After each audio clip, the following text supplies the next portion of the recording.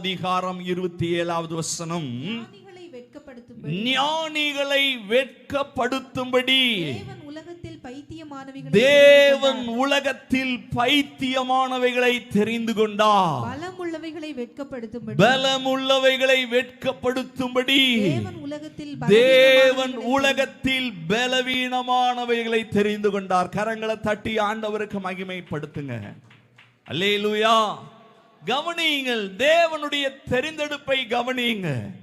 இன்றைக்கு நீங்க நினைக்கலாம், நான் ஒரு பலவீனமான பாத்திரம், என் குடும்பம் ஒரு பலவீனம் என்று சொல்லி நினைக்கலாம். ஆனால் வசனம் சொல்லுகிறது, பவுல் கொரிந்து சபைக்கு சொல்லுகிறார், தேவன் பலமுள்ளவைகளை வெட்கப்படுத்தும்படி பலவீனமான நம்மை கர்த்தர் தெரிந்தெடுத்திருக்கிறார்.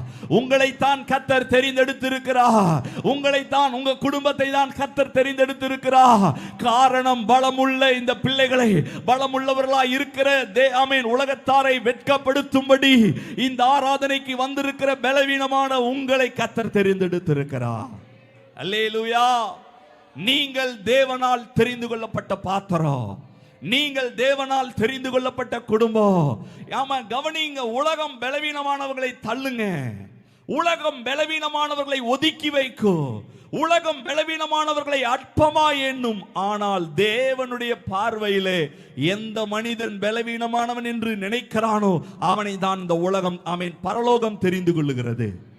ஆமே, அல்லேலூயா சொல்லுங்க. ஆமா, தேவனுடைய பார்வையே வித்தியாசமானது, அவருடைய தெரிந்தெடுப்பே வித்தியாசமானது. கவனிங்க, வேதத்திலே, முழு வேதத்திலே கவனித்து பாருங்கள்.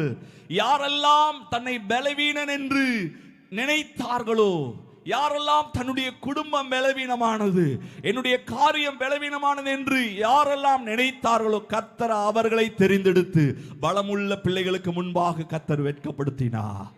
அல்லேலூயா சொல்லுங்க. அநேக உதாரணங்களை காண்பித்து கொடுக்க முடியும்.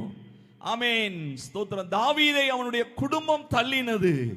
ஆமென், அவனுடைய சகோதரர்கள் எல்லாரும் பட்டாளத்திலே பலமுள்ளவர்களாய் இருந்தார்கள். ஆனால் அவர்கள் மத்தியிலே தேவன் தாவீதை தெரிந்தெடுத்து, ஆமென், ஸ்தோத்திரம், ஆமென், கோலியாத்தை வெற்றி சிறக்க பண்ணி பலவீனமான தாவீதை பலமுள்ளவனாக கர்த்தர் மாற்றினார்.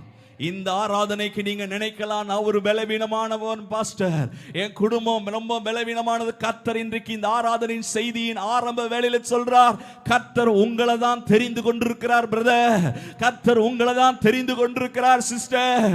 உங்களை தெரிந்து கொண்டதனுடைய நோக்கம், பலமுள்ளவர்களாகி இந்த உலகத்தில் இருக்கிற பிள்ளைகளை வெட்கப்படுத்தும்படி உங்க வாழ்க்கையிலே கர்த்தர், ஆமென், ஆமென்,